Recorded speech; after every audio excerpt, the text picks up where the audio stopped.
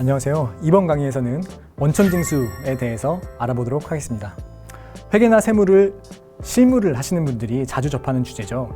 보통 회사에서 원천세라고 불리는데 원천세는 법인세나 소득세처럼 세목이 따로 정해져 있는 것은 아닙니다. 다만 원천징수 대상이 되는 세금을 다 합쳐서 편의상 원천세라고 부르는 것이죠. 기본적으로 세금을 납부할 의무는 소득자에게 있습니다. 그런데 소득을 납부해야 할 대부분의 사람들은 자기 일 열심히 하는 거에 관심이 있지 세금 계산에 그렇게 관심도 없을 뿐더러 이 국민 모두가 세금을 계산하자고 달려드는 것은 매우 비효율적인 일이 될 거예요. 그래서 원천징수라는 제도를 도입을 한 겁니다. 납부자가 하나하나 다 알기 어려우니까 지급자가 내게 하자. 그리고 돈이 주머니에 한번 들어오면 모두가 다 그렇듯이 나가기가 싫잖아요. 그러니까 지급자가 주기 전에 일정액을 떼어놓고 주자. 이게 원천징수의 기본 개념이 됩니다. 결론부터 말하면 회사에서 프리랜서에게 돈을 지급할 때 지급액 기준으로 3.3%나 6.6% 두 개의 세율 중에 하나를 적용해서 떼고 주면 됩니다. 사업소득에 해당하면 3.3%, 기타 소득에 해당하면 6.6%를 원천징수를 하게 됩니다. 그럼 뭐가 사업소득이고 뭐가 기타소득이냐, 그 기준이 궁금하실 겁니다. 사업소득과 기타소득은 명확히 구분하기 어려운 경우가 많은데 그 업무가 반복적, 지속적으로 이루어진다면 사업소득이고 일시적, 단발적으로 이루어진다면 기타소득으로 봐야 합니다. 회사에서 정기적으로 프리랜서에게 어떠한 일을 시키고 대가를 지급한다면 그건 최소한 기타소득은 아니겠죠. 정기적, 반복적으로 이루어지는 일은 사업소득이니까요. 반면 외부 인사, 예를 들면은 저 같은 회계사한테 한번 초빙해서 관련 분야의 강의를 부탁했다 라고 하면 이건 기타소득이 됩니다. 회계사들이 보통 강의가 주 업무는 아니게 되니까요.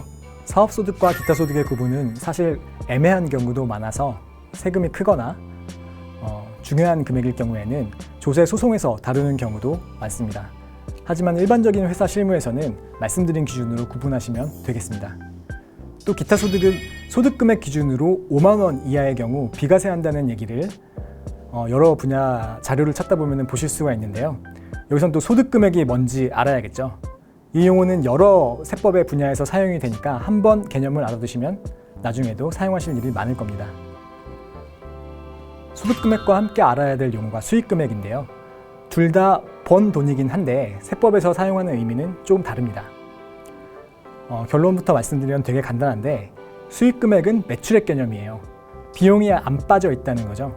반면 소득금액은 수익금액에서 관련 비용을 차감한 금액을 의미합니다. 이 관련 비용은 세법에서는 필요경비라는 용어를 사용해서 쓰고 있고요. 소득금액이 당연히 수익금액보다 작아지게 됩니다. 왜 그러냐면 필요경비가 빠진 금액을 의미하게 되니까요. 수익금액과 소득금액의 차이를 이해하면 기타 소득금액 5만 원 이하는 비과세한다라는 말의 의미는 지급액 기준 16만 6,667원 이하는 비과세한다는 표현과 같게 됨을 알게 됩니다. 이게 무슨 소린가 하면 기타 소득의 필요경비는 일반적으로 70%가 인정되기 때문에 기타 소득 지급액이 10만 원 이하이면 소득금액은 3만 원이 된다는 거예요. 10만 원 수익금액에 필요경비 70%, 7만 원이 빠지면 3만 원이 되겠죠. 그래서 지급액이 15만 원이면 필요경비가 10만 5천 원, 기타 소득금액은 4만 5천 원이 됩니다. 비과세까지는 조금 더 해줘도 되겠네요. 아까 비과세 금액이 5만 원, 소득금액 기준으로 5만 원이라고 말씀을 드렸죠. 결국 16만 6,667원을 지급액 기준으로 주면 기타 소득금액이 5만 원이니까 여기까지는 텍스가 없다는 얘기가 됩니다. 이번에는 프리랜서 말고 그냥 단순히 아르바이트생을 썼다. 그렇다면 일당을 먼저 확인하셔서 원천징수를 하셔야 됩니다. 일당 기준으로 10만 원 이하는 텍스가 없고요. 일당이 10만 원을 넘어가는 경우에만 10만 원 초과 금액에 대해서 2.97%로 소득세를 원천징수하시면 됩니다. 아르바이트생을 법정용어로는 일용근로자라고 하는데 이에 대한 정의는 그냥 가볍게 읽고 넘어가시는 걸로 대체하겠습니다. 외부에 인건비를 지급하실 때에는 원천징수 금액을 떼어내고 주고 이제 국세청에 떼어낸 금액을 신고하실 일이 남았죠. 직접 세무서에 가시는 방법도 있고 홈택스에서 처리가 가능합니다. 편하신 방법으로 신고 납부해 주시면 되겠습니다. 감사합니다.